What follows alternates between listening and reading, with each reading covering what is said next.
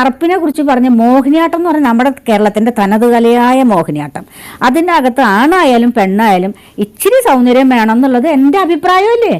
അതെനിക്ക് പറയാൻ പാടില്ലേ? അതാണ് അവിടെയായിരുന്നു ഏറ്റവും വലിയ വന്നത്. ആ സൗന്ദര്യത്തിന്റെ അടിസ്ഥാനം കളറാണ് എന്നൊരു സൗന്ദര്യത്തിന് കളറുണ്ടോ? ഞാൻ ചോദിക്കട്ടെ, നിങ്ങളുടെ ചാനലുകളിൽ നിന്ന് എല്ലാ മീഡിയക്കാരും പുറത്തോട്ട് വിടുന്ന മൈക്ക് കൊടുത്ത് വിടുന്ന നല്ല സുന്ദരി കുട്ടികൾ ഇല്ലാന്നേ ഞാൻ പറയുള്ളൂ.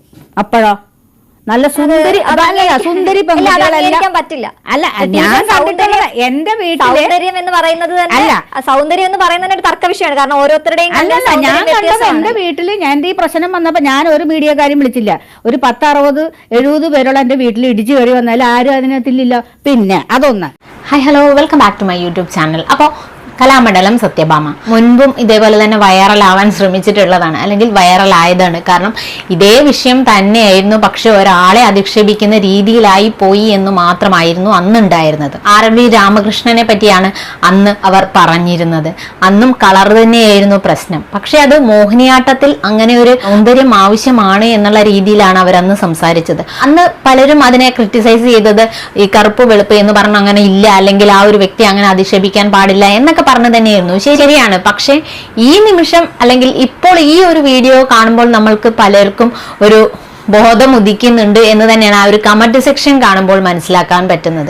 എന്താണെന്ന് വെച്ചാൽ എല്ലാവരും പറയുന്നത് ശരിയാണ്. പലരിലും ഇതുപോലെ തന്നെ കറുപ്പ് വെളുപ്പ് അല്ലെങ്കിൽ സൗന്ദര്യം നോക്കി തന്നെയാണ് മുന്നോട്ട് വരുന്നത്, അല്ലെങ്കിൽ മാറ്റി നിർത്തപ്പെടുന്നുണ്ട് എന്നുള്ള കാര്യം എല്ലാവരും സമ്മതിക്കുന്ന രീതിയിൽ തന്നെയാണ് കമന്റുകൾ വരുന്നത്. കലാമണ്ഡലം സത്യഭാമ പറയുന്നതിൽ കുറച്ചൊക്കെ കാര്യമുണ്ട് എന്നുള്ള രീതിയിൽ തന്നെ സപ്പോർട്ട് ചെയ്യുന്ന ആൾക്കാരെ തന്നെയാണ് നമുക്ക് കാണാൻ സാധിക്കുന്നത്. എന്തായാലും കറുപ്പും വെളുപ്പും അല്ലെങ്കിൽ സൗന്ദര്യവും ഇപ്പോഴും നോക്കുന്നുണ്ട്, അല്ലെങ്കിൽ പണ്ട് കാലം മുതലേ നോക്കി വരുന്നുമുണ്ട്. സത്യഭാമ ഇപ്പൊ തന്നെ പറഞ്ഞിട്ടുണ്ട്, ഈ ന്യൂസ് റീഡേഴ്സിന്റെ കാര്യത്തിൽ തന്നെ അവര് നല്ല രീതിയിൽ ഭംഗിയുള്ള ആൾക്കാരെയോ അല്ലെങ്കിൽ നല്ല രീതിയിൽ മേക്കപ്പ് ഇട്ടതിന് ശേഷം തന്നെയാണ് ന്യൂസ് റീഡർ ആയിട്ട് സെലക്ട് ചെയ്യുന്നത്. അതുപോലെ തന്നെ റിപ്പോർട്ടേഴ്സിന് അത്ര ഭംഗി കുറവാണ് എന്നുള്ള രീതിയിലുള്ള സംഭാഷണം തന്നെയാണ് അവിടെ ഉണ്ടായിട്ടുള്ളത്. എന്നാൽ അത് ന്യൂസ് റീഡർ എന്തായാലും തടയിടുന്ന രീതിയിൽ തന്നെയാണ് സംസാരിച്ചിട്ടുള്ളത്. അത് മോശമാണ്, അങ്ങനെ പറയാൻ പാടില്ല എന്നൊക്കെ ഉള്ള രീതിയിൽ. ശരിയാണ്, നമ്മൾ ശ്രദ്ധിച്ചാൽ തന്നെ നമുക്ക് മനസ്സിലാവും. ഓരോ ന്യൂസുകളിലും നമ്മൾ കാണുന്നതാണ് ന്യൂസ് റീഡേഴ്സ് എത്രത്തോളം ഭംഗിയുള്ള ആൾക്കാരെ തന്നെയാണ് അവർ സെലക്ട് ചെയ്യുന്നത്. പക്ഷെ റിപ്പോർട്ടേഴ്സ് മേക്കപ്പ് ചെയ്യാതെ തന്നെയാണ് നമുക്ക് കാണാൻ സാധിക്കുന്നത്. അത് തന്നെയാണ് അവർ എടുത്തു പറഞ്ഞിട്ടുള്ളത്.